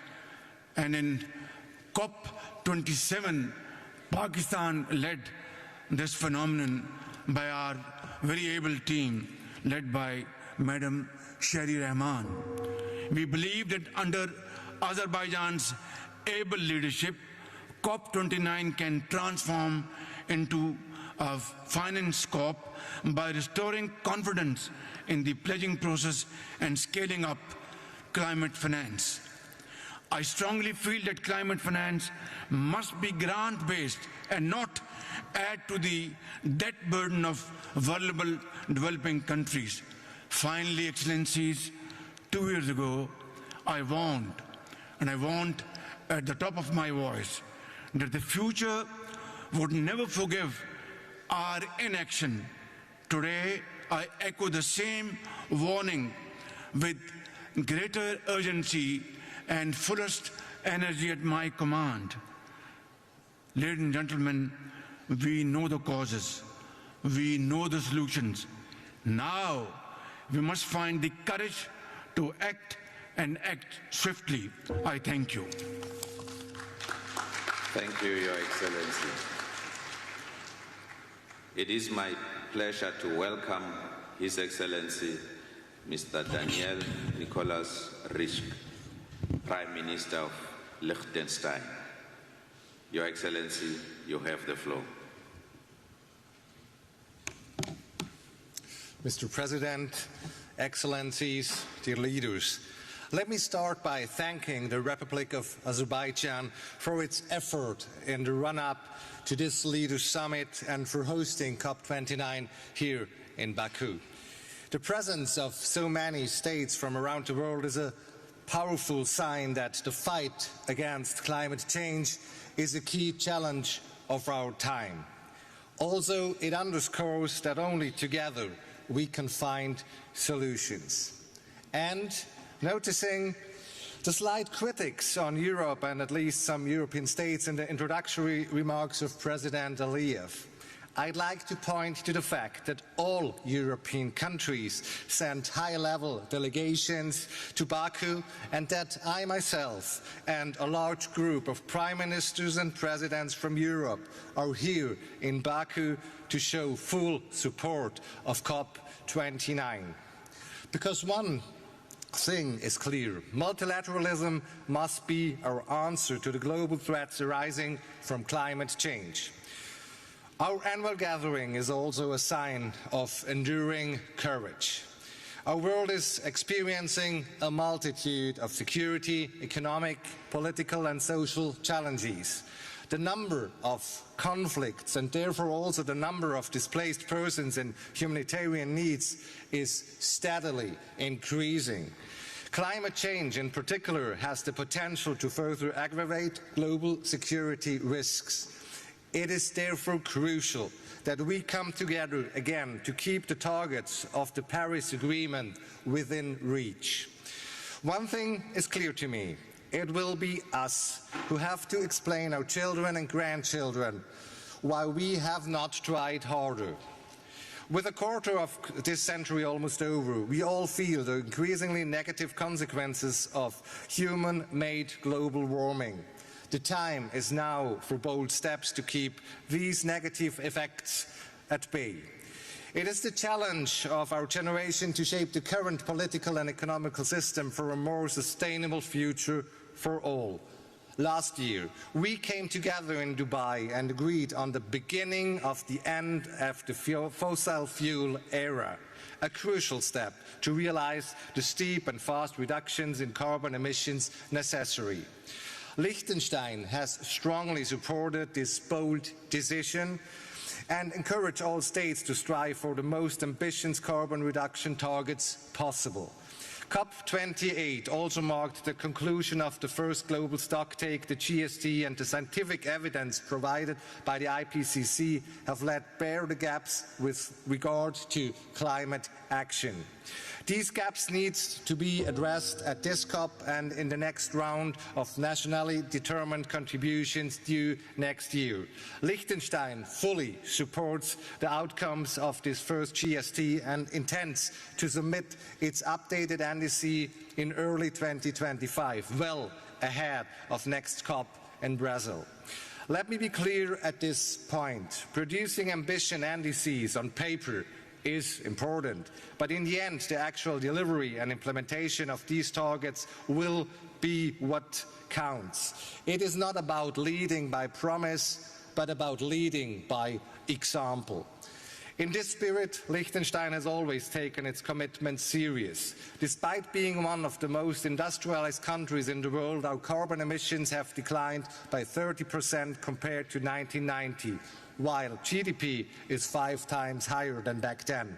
This was only possible due to strong commitments from our private sector to actively reduce their emissions and the adoption of ambitious policies.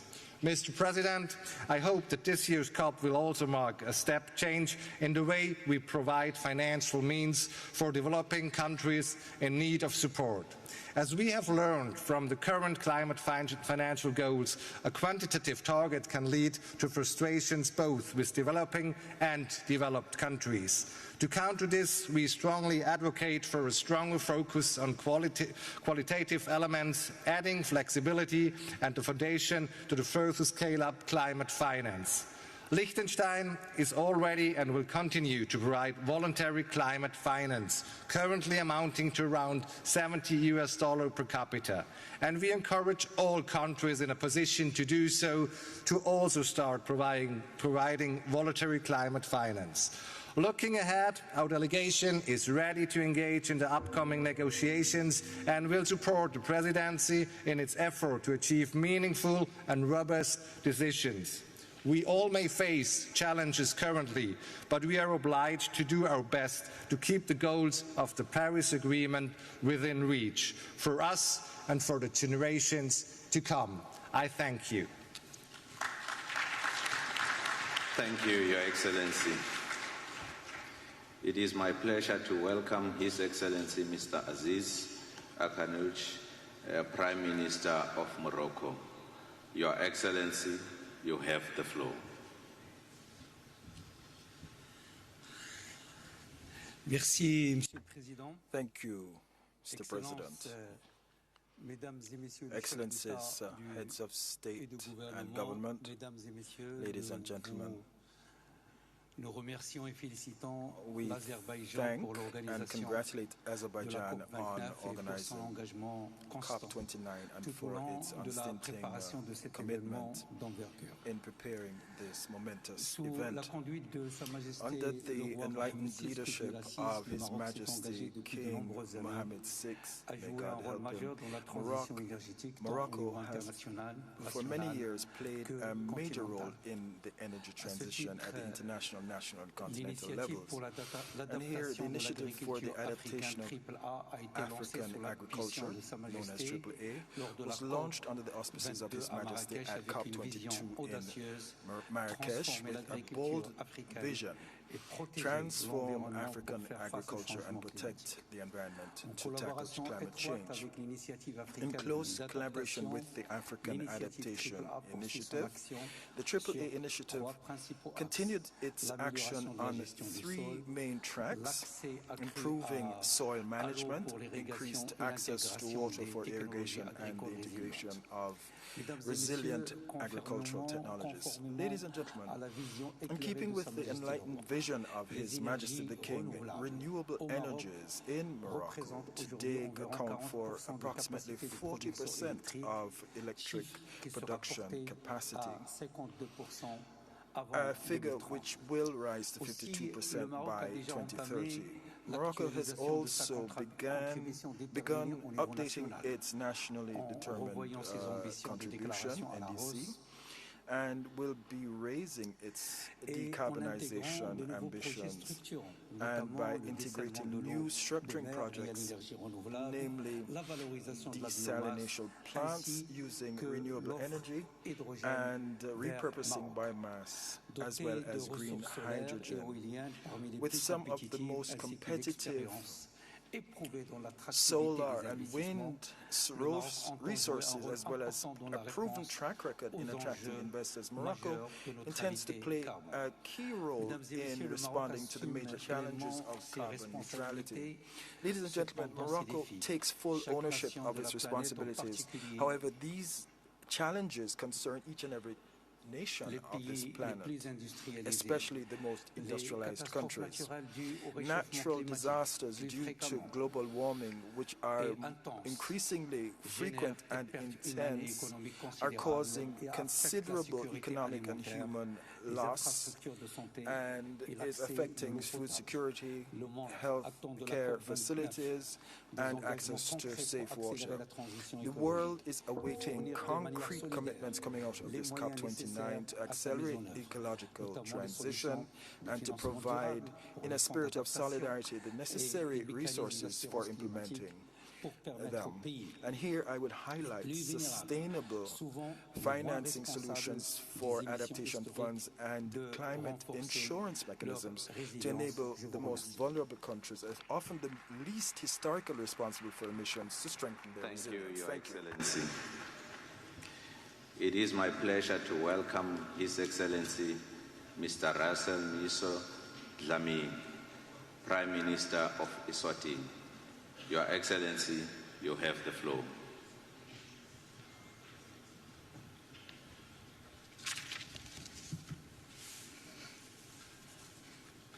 Excellency President Ilham Aliyev, President of the Republic of Azerbaijan, Your Excellencies, Mukhtar Babayev, President of the 29th Conference of State Parties to the UNFCCC, I am honored to deliver this statement on behalf of His Majesty King Mswati III, Head of State of the Kingdom of Eswatini. A year ago in Dubai, multiple leaders stood on this platform, urging immediate action to tackle climate change. Since then, our countries, Eswatini included, have endured severe climate-induced events. In our case, these ranged from destructive hailstorms to droughts that have upended livelihoods, especially in agriculture, a key sector for the people of Eswatini. Excellencies, it is abundantly clear that we are at a critical juncture. The World Meteorological Organization warns of an 80% chance that global temperatures will exceed 1.5 degrees Celsius above the pre-industrial levels within the next 5 years. A catastrophic milestone. Meanwhile, the UNEP Adaptation Gap report highlights an adaptation cost gap projected to reach up to $340 billion by 2030. After 30 years, the stark question is, are we failing? We must seize what may be our last opportunity. As Alexander the Great said, upon the conduct of each depends the fate of all. We must strengthen both our commitments and our collaborative efforts to tackle this global crisis. The recent UN Summit of the Future called for unity to safeguard our planet. Cooperation must genuinely address mitigation without placing undue burden on poorer nations or sacrificing nature. Equitable solutions for all people, profits, and our planet are imperative. Meaningful action also demands that no country be left behind. In this regard, we urge the inclusion of the Republic of China on Taiwan in our collective climate response to leverage their contributions. Effective climate finance remains essential. Yet accessing these funds is overly complex for developing nations like Eswatini. We face frequent climate-induced disasters, compounded by financial barriers that reverse development gains. Disaster relief and climate finance must be simplified, streamlined, and expanded with a focus on adaptation, mitigation, and just transitions. As we finalize our NDCs, let us not lose sight of the ultimate goal. Together, we must commit to a world where future generations will look back on this moment as the turning point toward a resilient and sustainable climate. Thank you. Thank you, Your Excellency. It is my pleasure to welcome His Excellency, Mr. Mark Stephen Brown, Prime Minister of Cook Island. Your Excellency, you have the floor.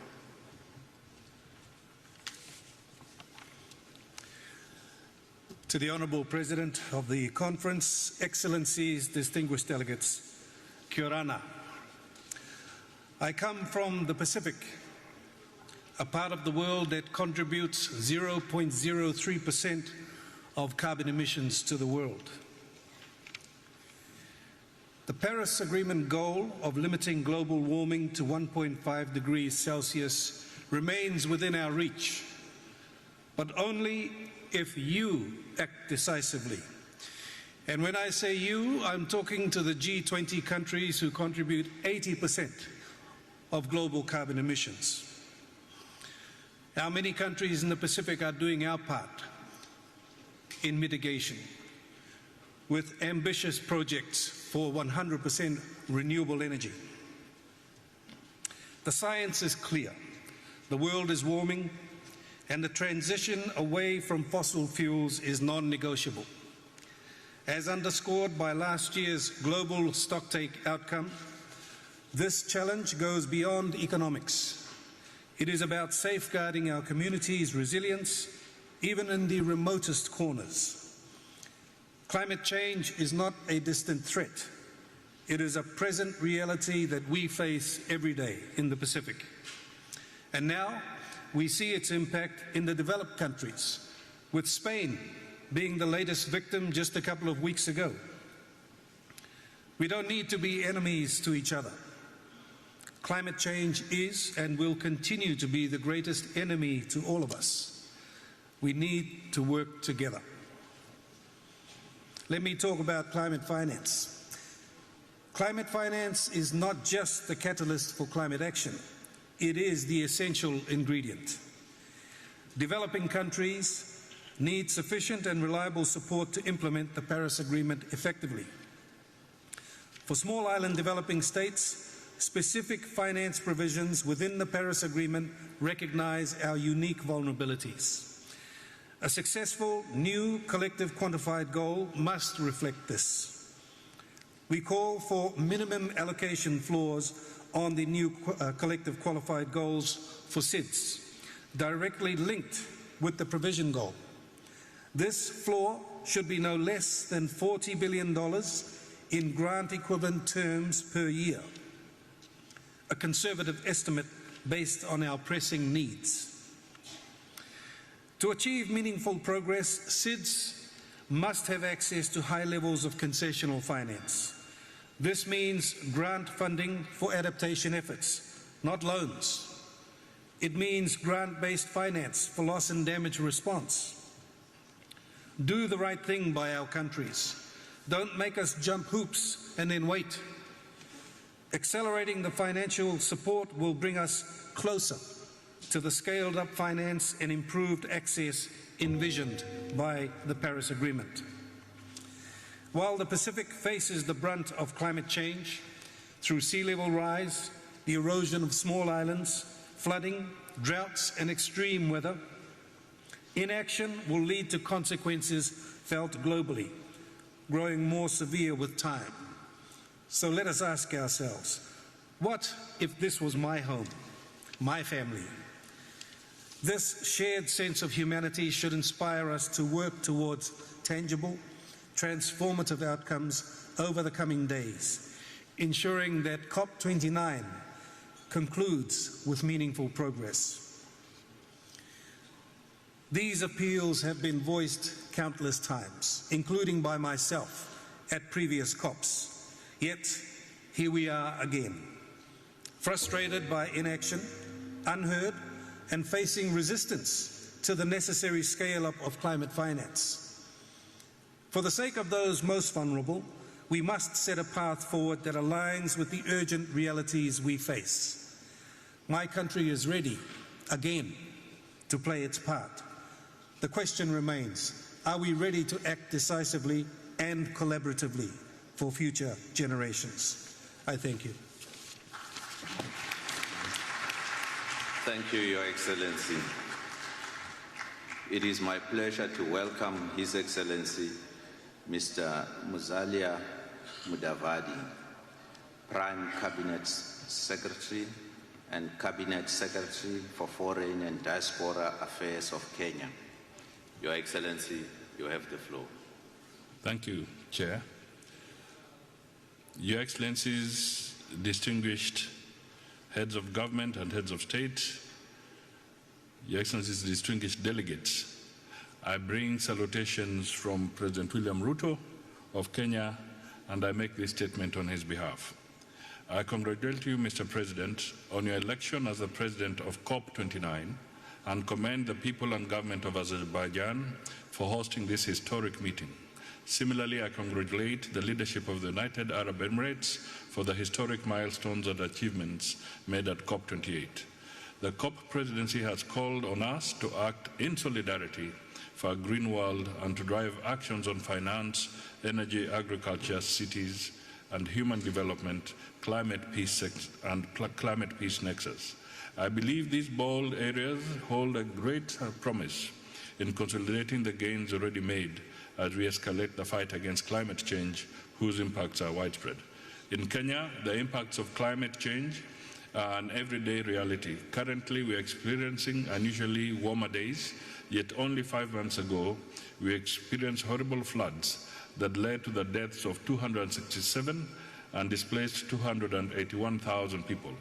The floods also destroyed critical infrastructure, including 1,967 schools, 62 health facilities.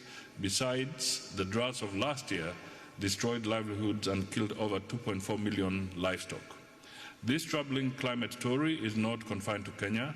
Africa as a whole is already grappling with the climate-induced annual losses and damages on infrastructure, agriculture, water, tourism, and other climate-sensitive sectors, ranging from 9 to 12% of the continent's GDP.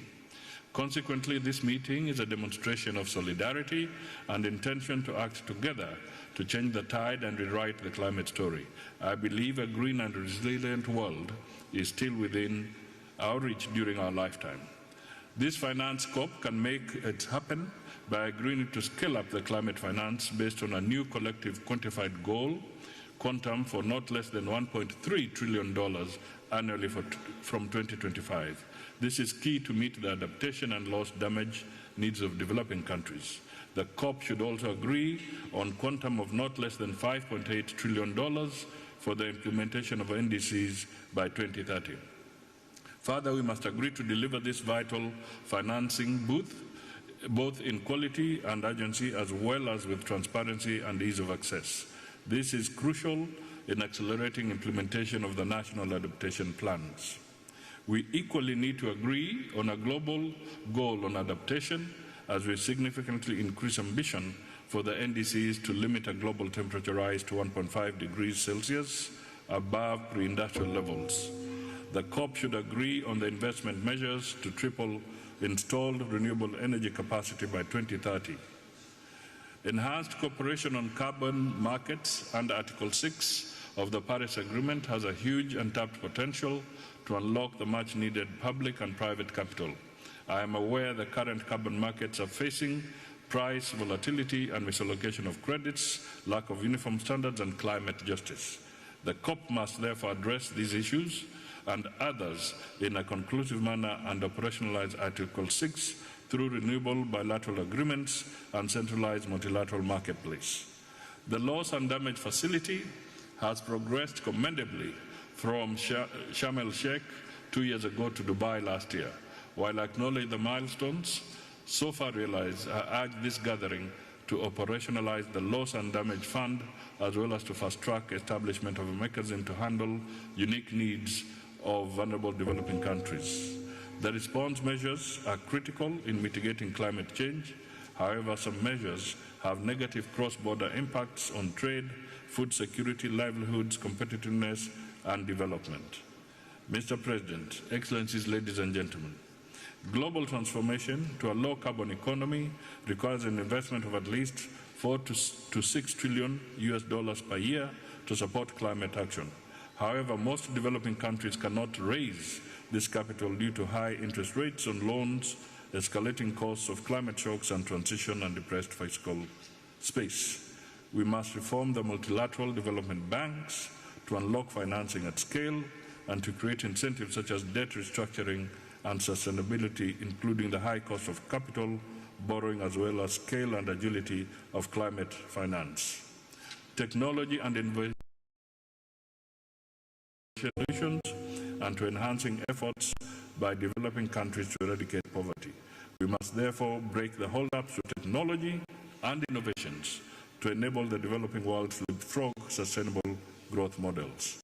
Similarly, we must enhance research and early warning systems to bolster predictive capabilities and avert calamities, as well as transform agricultural and food systems to cut emissions, develop resilience, and create job opportunities, especially for women and youth.